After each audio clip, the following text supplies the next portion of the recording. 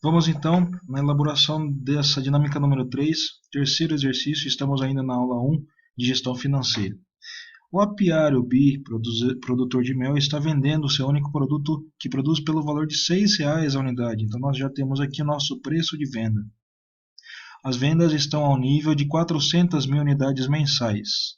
Então no plano atual, nós temos aqui um volume de vendas de 400 mil unidades mensais. Por razões comerciais, 80% das vendas são realizadas a prazo.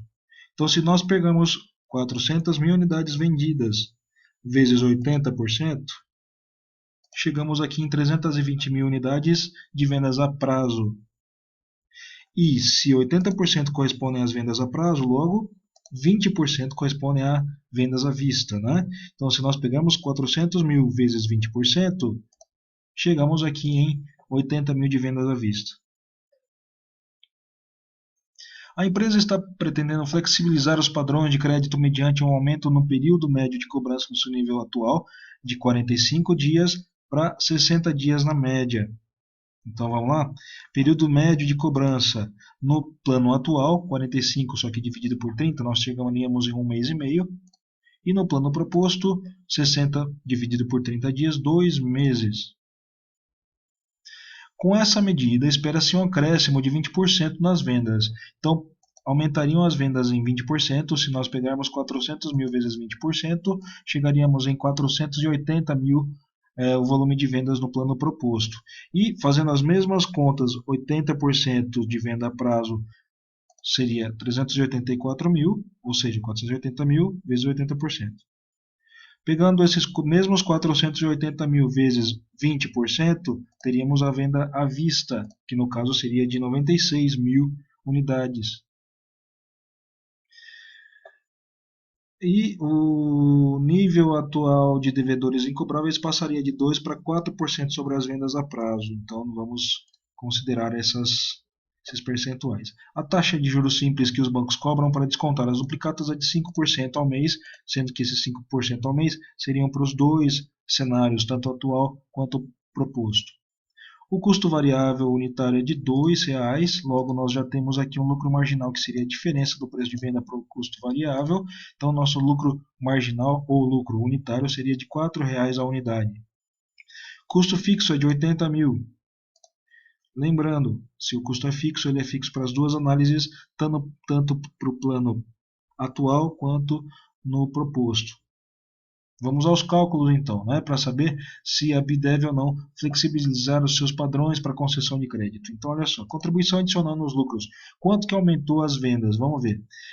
O aumento nas vendas. Bom, as vendas eram de 400 mil no plano atual e passariam a um volume de 480 mil, né, aumentando em 80 mil o volume de vendas. Se nós pegarmos essas 80 mil unidades correspondentes ao aumento nas vendas e multiplicarmos pelo lucro marginal de R$ 4,00 a unidade, as nossas vendas teriam um aumento aí de 320 mil reais.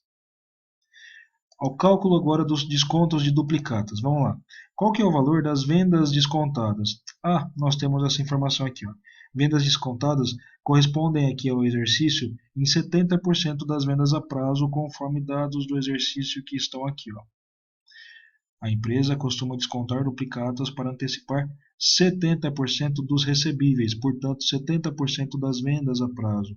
Qual que é o valor das vendas a prazo? Qual que é o volume, aliás, das vendas a prazo? É de 320 mil, né?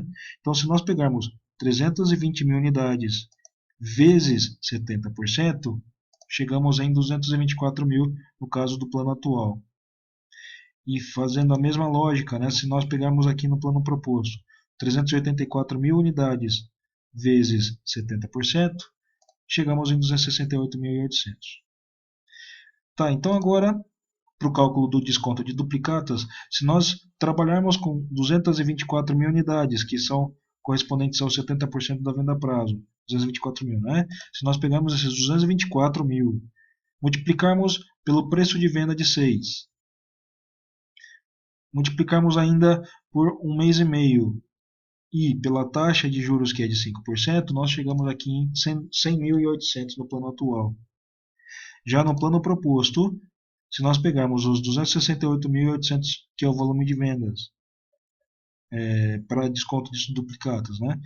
Vezes o preço de venda de 6, vezes o período de 2 meses e vezes a taxa de 5%, chegamos aqui em 161.280, o que daria um incremento nos custos com desconto de duplicatas de 60.480, que é a diferença desses dois valores.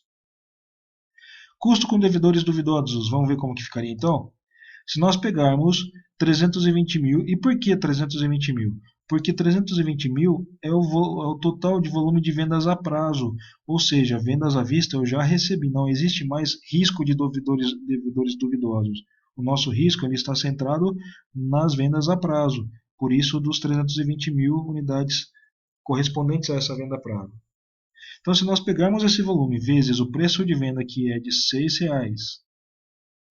vezes os 2% de devedores incobráveis, chegamos aqui em 38.400 para o plano atual.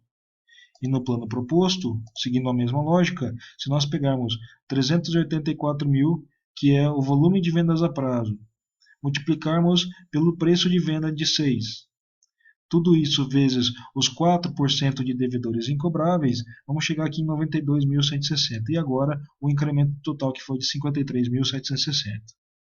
Então, resumindo, nós temos aqui um aumento de 320 mil no volume de vendas.